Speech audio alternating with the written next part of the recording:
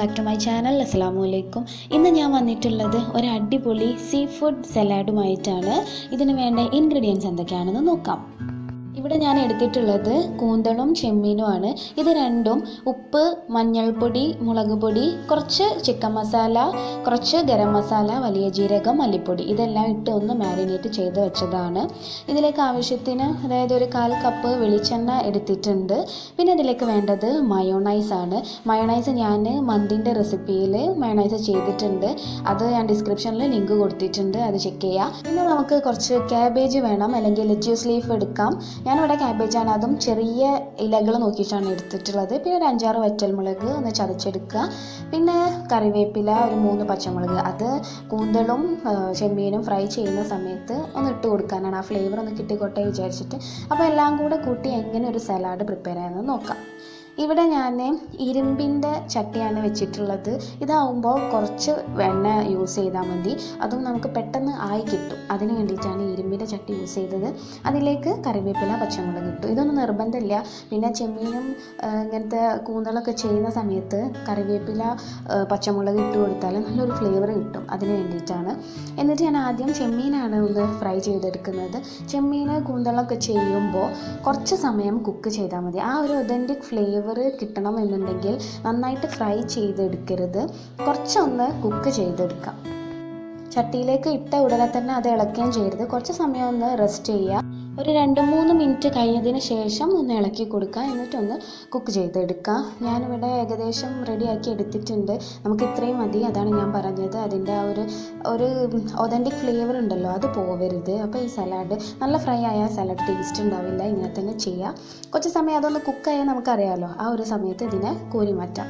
എണ്ണ ഒന്നുമില്ലാതെ, ആ മുളക് കറിവേപ്പില ഒന്നും പെടാതെ ഇതിനെ കോരി മാറ്റാം.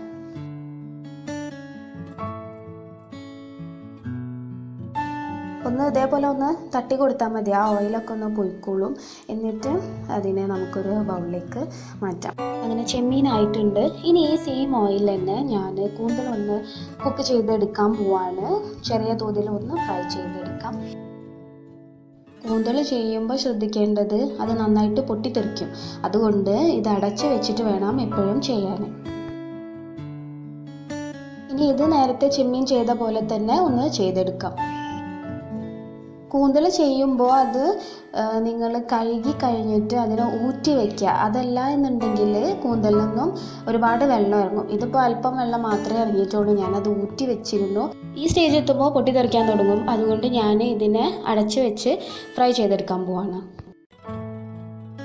അങ്ങനെ നമ്മുടെ കൂന്തളും ഫ്രൈ ആയിട്ടുണ്ട്. ഇത്രയും മതി, ഇതാണ് നമ്മുടെ സലാഡിന് ആവശ്യം. ഇനി ഇതൊന്ന് ഒരു ബൗളിലേക്ക് കോരി മാറ്റാം. ഞാനിത് ഒരു ബൗളിലേക്ക് മാറ്റിയിട്ടുണ്ട്. ഇനി നമുക്ക് ഇതിൻ്റെ മിക്സിങ് തുടങ്ങാം. അതിന് വേണ്ടി ഞാനൊരു വലിയ ബൗൾ എടുത്തു. അതിലേക്ക് ആദ്യം ഞാൻ ചെമ്മീനാണ് ഇടുന്നത്, ഇൻക്ലൂഡിങ് അതിൻ്റെ ഹെഡൊക്കെ ഞാൻ എടുത്തിട്ടുണ്ട്. ചെമ്മീൻ്റെ തലഭാഗം ഇഷ്ടമില്ലാത്തവർക്ക് അത് സ്കിപ്പ് ചെയ്യാം. ഞാനിവിടെ കംപ്ലീറ്റ് എടുത്തിട്ടുണ്ട്. എല്ലാം കൂട്ടി കഴിക്കാൻ നല്ല ടേസ്റ്റാണ്. ഇനി ഇതിൽ കറിവേപ്പില അതൊക്കെ പെട്ടിട്ടുണ്ടെങ്കിൽ അതൊക്കെ ഒന്ന് ഒഴിവാക്കാം. ഇനി ഇതിലേക്ക് ഞാൻ കൂന്തൽ ഇടാണ്. കൂന്തലിട്ട് ഒന്ന് ജസ്റ്റ് ഒന്ന് മിക്സ് ചെയ്യുക. രണ്ടും കൂടി കൂട്ടിയിട്ട് ഒന്ന് മിക്സ് ചെയ്യാം. ഇനി നെക്സ്റ്റ് ആഡ് ചെയ്യാൻ പോകുന്നത് ക്യാബേജാണ്. ക്യാബേജിൻ്റെ നേരിയ ഇലകളാണ് ഞാനിവിടെ യൂസ് ചെയ്തത്. നിങ്ങൾക്ക് അങ്ങനെ കിട്ടുകയാണെങ്കിൽ നേരിയ ഇലകൾ തന്നെ ഇടുക, അതാണ് ടേസ്റ്റ്. ഇനി നല്ല കട്ടിയുള്ള ഇല ആണെന്നുണ്ടെങ്കിൽ ഒന്നൊരു പാനിലിട്ട് ജസ്റ്റ് ചൂടാക്കിയിട്ട് ഇതിലേക്ക് മിക്സ് ചെയ്ത് കൊടുക്കാം. നിങ്ങൾക്കൊരു സംശയം ഉണ്ടാവും ഈ കോമ്പിനേഷൻ ശരിയാണോ എന്ന്. അതുകൊണ്ട് നിങ്ങൾ മസ്റ്റായിട്ട് ട്രൈ ചെയ്യണം, എന്നാലേ ഇതിൻ്റെ ടേസ്റ്റ് നിങ്ങൾ ശരിക്കും അറിയുള്ളൂ. അത്ര ടേസ്റ്റാണ്. ആ ക്യാബേജ് നമുക്ക് വെറുതെ എടുത്ത് കഴിക്കാൻ തോന്നും. ഇനി ഇതിലേക്ക് ഞാൻ ചേർക്കുന്നത് വറ്റൽമുളകാണ്.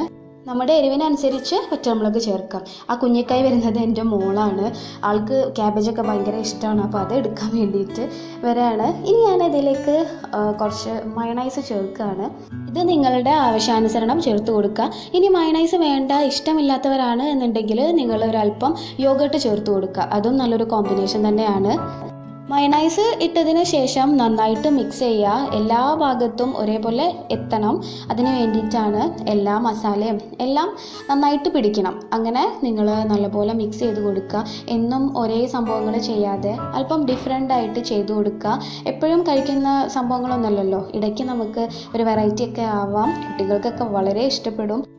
അങ്ങനെ നമ്മുടെ സലാഡ് ആയിട്ടുണ്ട്. മിക്സിംഗ് ഒക്കെ കഴിഞ്ഞു. ഇനി ഇതൊരു സെർവിങ് പ്ലേറ്റിലേക്ക് മാറ്റാം. ഞാനതാ സലാഡിനെ നല്ല കുട്ടപ്പനാക്കിയിട്ടുണ്ട്. നിങ്ങളെല്ലാവരും ഇത് മസ്റ്റായിട്ട് ട്രൈ ചെയ്യുക, എല്ലാവർക്കും ഇഷ്ടപ്പെടും. ഇന്നത്തെ ഈ വീഡിയോ ഇഷ്ടപ്പെട്ടെങ്കിൽ നിങ്ങൾ ലൈക്ക്, ഷെയർ ആൻഡ് സബ്സ്ക്രൈബ്. ഇൻഷാ അല്ലാഹ് പുതിയൊരു നല്ലൊരു വീഡിയോയുമായിട്ട് ഞാൻ ഇനിയും വരും. അൻറ്റിൽ ടേക്ക് കെയർ. അസ്സലാമു അലൈക്കും. Thank you for watching.